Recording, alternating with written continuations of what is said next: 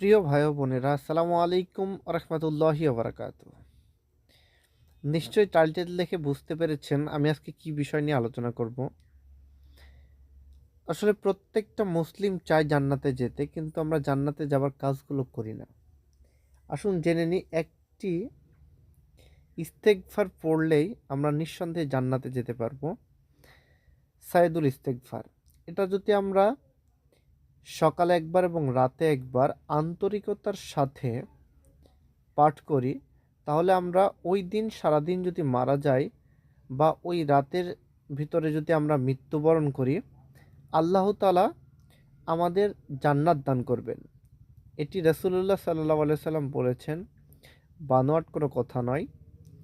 তাহলে আমরা হাজারো কাজের মাঝে যতই ব্যস্ত থাকি না কেন, আমাদের যদি মুখস্থ না থাকে, অবশ্যই আমি বাংলায় ইস্তেগফারটি দিয়ে দেবো, আপনারা সবাই দেখে নেবেন।